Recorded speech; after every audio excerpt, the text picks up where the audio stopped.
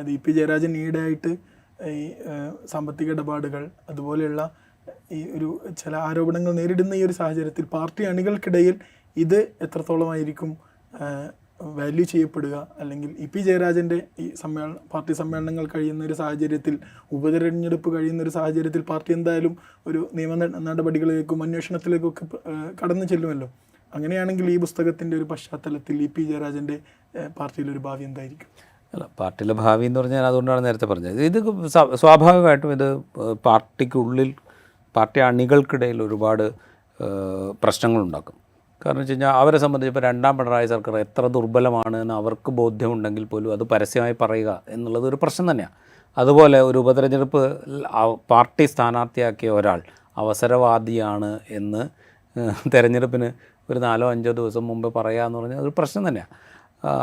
അല്ലെങ്കിൽ അത് പറയാൻ മീൻസ് പരസ്യമായിട്ട് പറയുക എന്നുള്ളതല്ല, അങ്ങനെ എഴുതുകയും അത് ഒരു തെരഞ്ഞെടുപ്പിന് മുമ്പ് പരസ്യപ്പെടുത്താൻ പാകത്തിൽ എന്തൊരു ഡോക്യുമെൻ്റായി നിൽക്കുകയും ചെയ്യുക എന്ന് പറയുന്ന ഒരു പ്രശ്നമാണ്. അതുപോലെ ഇത് ഒരുപാട് കൺഫ്യൂഷൻസ് ഉണ്ടാക്കും.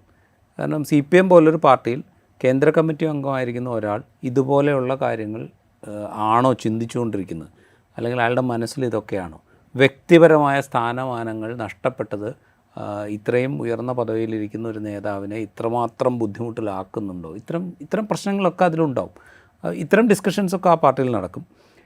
അത് മാത്രമല്ല, ഇപ്പോൾ കഴിഞ്ഞ ലോക്സഭാ തെരഞ്ഞെടുപ്പ് ദിവസം ഈ പ്രകാശ് ജാവ്ദേക്കറുമായുള്ള കൂടിക്കാഴ്ചയെക്കുറിച്ച് പറഞ്ഞതിൻ്റെ തുടർച്ചയായിട്ട് അദ്ദേഹത്തിന് സംഭവിച്ചിരിക്കുന്ന ഒരു LDF കൺവീനർ സ്ഥാനത്ത് നിന്ന് മാറുന്നു. ഒരുപക്ഷെ അതിനു മുമ്പേ തന്നെ EP അലോസരപ്പെട്ട് നിൽക്കുന്നുണ്ട്. കാരണം MV ഗോവിന്ദൻ പാർട്ടി സെക്രട്ടറി, സംസ്ഥാന സെക്രട്ടറി ആവുന്നതോടുകൂടെ തന്നെ EP ജയരാജൻ അകന്നു നിൽക്കുന്ന കാഴ്ച നമ്മൾ കാണുന്നുണ്ട്. കാരണം LDF കൺവീനർ ആയിരിക്കുന്ന ഒരാൾ ദീർഘകാലം കണ്ണൂർ അദ്ദേഹത്തിൻ്റെ വീട്ടിൽ തന്നെ കഴിയുന്നു. LDF യോഗങ്ങൾ ചേരുന്നില്ല, ഇതര പാർട്ടികൾക്ക് കമ്മ്യൂണിക്കേഷൻ ഇല്ല, അങ്ങനെയുള്ള ഒരുപാട് പ്രശ്നങ്ങൾ നമ്മൾ കാണുന്നുണ്ട്. അപ്പോൾ ആ പ്രോബ്ലം അവിടെയുണ്ട്. അതിനുശേഷമാണ് അദ്ദേഹത്തിനെ കൺവീനർ സ്ഥാനത്ത് മാറ്റുന്നത്. അങ്ങനെ സ്വയം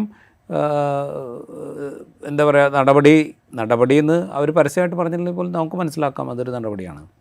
അപ്പോൾ അങ്ങനെ LDF കൺവീനർ സ്ഥാനത്ത് നിന്ന് മാറ്റുന്നു. ഇതൊക്കെ പാർട്ടി അണികൾക്ക് നൽകുന്നൊരു മെസ്സേജാണ്. കാരണം ഈ നേതാവിനെ അദ്ദേഹത്തിൻ്റെ നിലപാടുകൾ കാരണം പാർട്ടി സംവിധാനം പൂർണ്ണമായും ഉൾക്കൊള്ളുന്നില്ല, അല്ലെങ്കിൽ അദ്ദേഹം പറയുന്ന കാര്യങ്ങളെ പാർട്ടി സംവിധാനം പൂർണ്ണമായി വകവയ്ക്കുന്നില്ല എന്നുള്ളൊരു മെസ്സേജാണ് കൊടുക്കുന്നത്.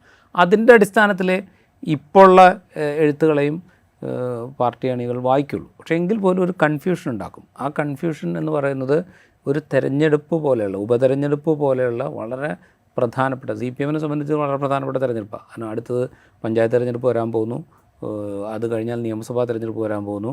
CPM അധികാരമുള്ള ഏക സംസ്ഥാനമാണ് കേരളം. അവർ അത് നിലനിർത്തുക എന്ന് പറയുന്നത് CPM സംബന്ധിച്ച് വളരെ പ്രധാനപ്പെട്ടതാണ്, അല്ലെങ്കിൽ LDF സംബന്ധിച്ച് വളരെ പ്രധാനപ്പെട്ടതാണ്. അങ്ങനത്തെ ഒരു തെരഞ്ഞെടുപ്പ് വരാനിരിക്കെ ഇത് പറയുന്നു എന്നുള്ളത് ആ പാർട്ടി അണികളെ സംബന്ധിച്ച് കൺഫ്യൂഷൻ ഉണ്ടാക്കും. ആ കൺഫ്യൂഷൻ പാർട്ടി അണികളിൽ മാത്രമല്ല നേതൃത്വത്തിലുണ്ടാകും. നേതൃത്വത്തിലുണ്ടാകുന്നത് കൺഫ്യൂഷൻ ആയിരിക്കില്ല, അതൊരു അതൃപ്തി തന്നെയായിരിക്കും. അതിൻ്റെ ആഫ്റ്റർ എഫക്ട്സ് സ്വാഭാവികമായിട്ടും ഇലക്ഷൻ കഴിഞ്ഞുണ്ടാവും. ഇലക്ഷൻ കഴിഞ്ഞെന്ന് പറഞ്ഞാൽ ഇമ്മീഡിയറ്റ് ഉണ്ടാവുമെന്ന് ഞാൻ പ്രതീക്ഷിക്കുന്നില്ല. കാരണം വെച്ചാൽ പാർട്ടി സമ്മേളനങ്ങൾ നടക്കുകയാണ്. അപ്പോൾ പാർട്ടി സമ്മേളനങ്ങളുടെ അവസാനമായിരിക്കും ചിലപ്പോൾ ഇതിൻ്റെ എഫക്റ്റ് ഉണ്ടാവുക.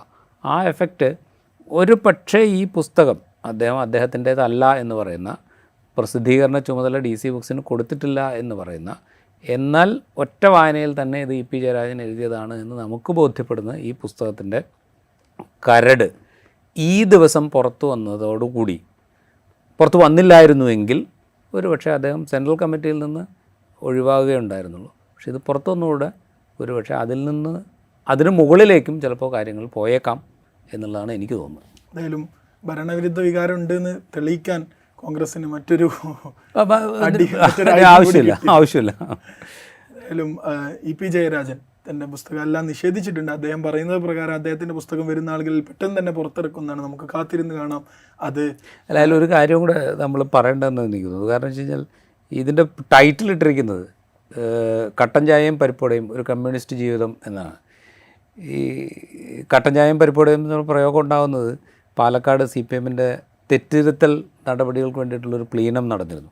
ആ പ്ലീനത്തിന് ശേഷം, ആ പ്ലീനം നടന്നുകൊണ്ടിരിക്കെ ഉള്ളൊരു വാർത്താ സമ്മേളനത്തിൻ്റെ ഇടയിലാണ്, അല്ലെങ്കിൽ മാധ്യമ ഇൻട്രാക്ഷൻ്റെ ഇടയിലാണ് EP ജയരാജൻ ചോദിക്കുന്നത്, കമ്മ്യൂണിസ്റ്റുകാർ എല്ലാ കാലത്തും കട്ടൻ ചായയും പരിപ്പുടയും ജീവിച്ചോളണം എന്നാണോ നിങ്ങൾ വിചാരിക്കുന്നതെന്ന്.